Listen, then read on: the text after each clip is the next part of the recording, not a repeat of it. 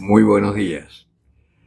Este fondo que tengo acá es muy sui generis, pero después del terremoto tuvimos que cambiarnos de casa porque quedó inhabitable.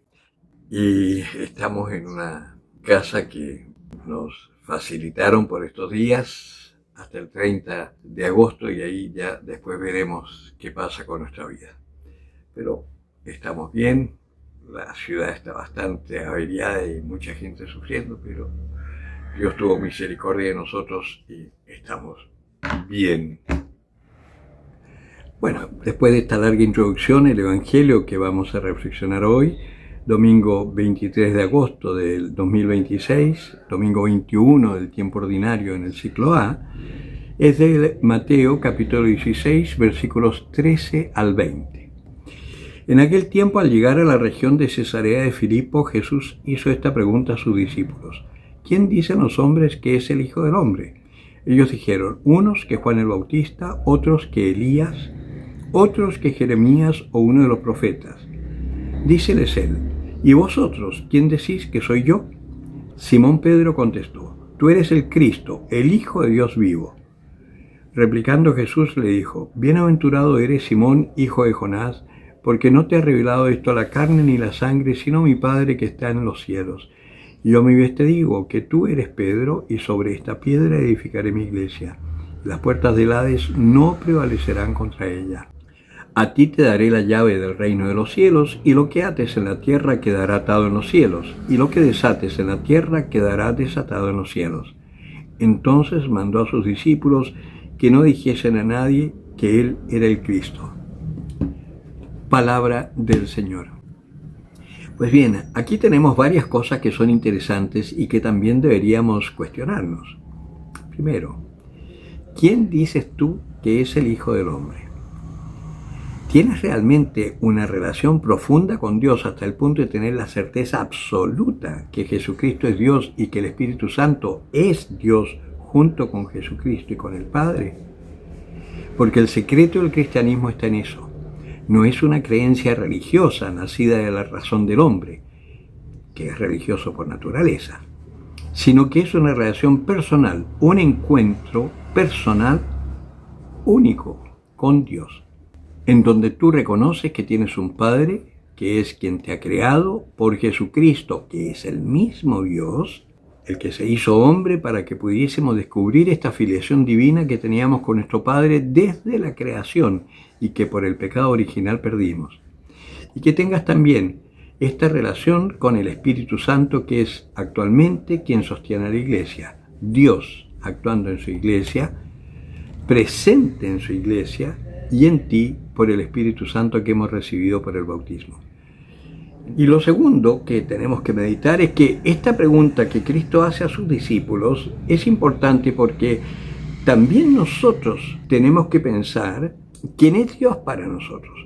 Porque para que podamos decir realmente que Jesucristo es Dios, eso se nos tiene que dar desde el cielo.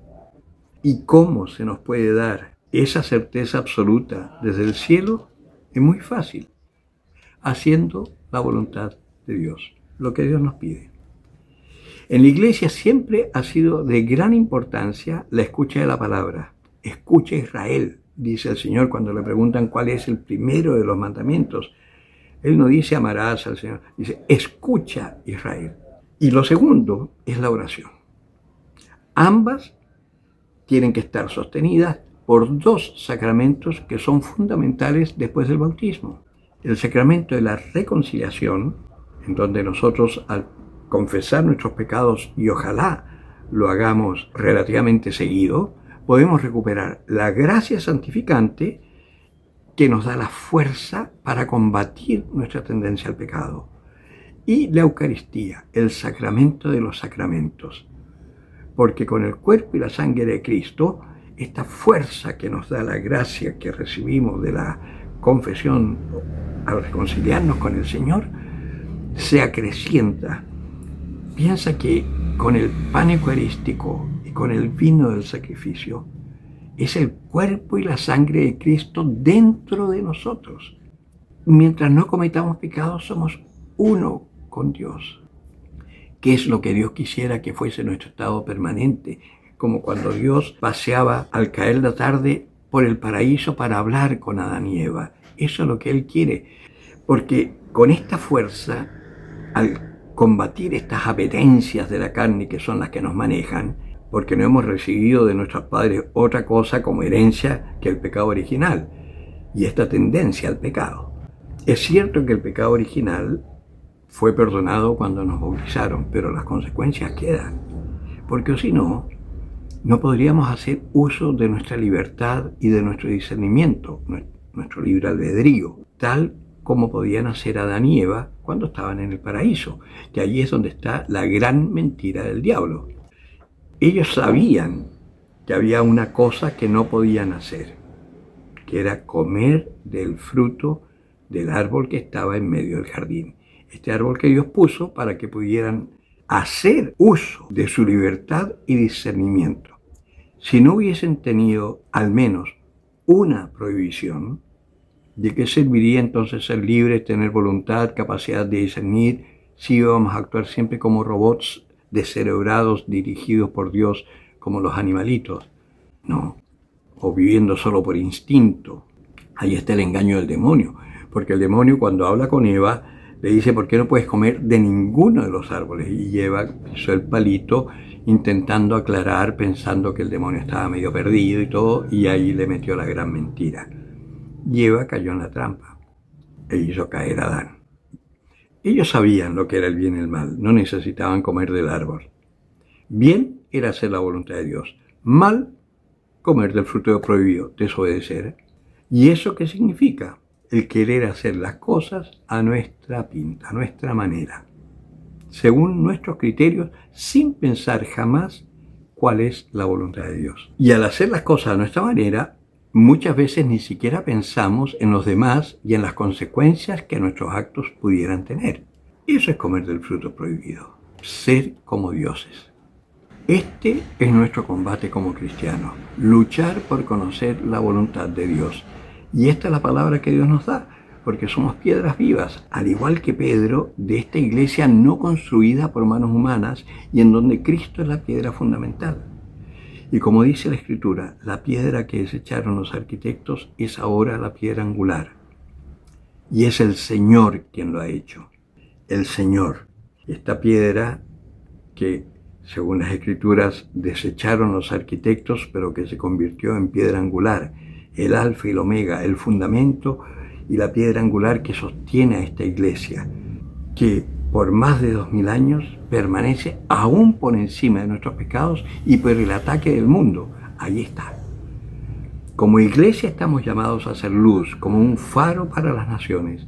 Y si vemos los tiempos que se viven hoy, son tan malos como en el Imperio Romano. O sea, siempre han sido malos los tiempos. Y el mundo está tan perdido como en el final de los tiempos pasados.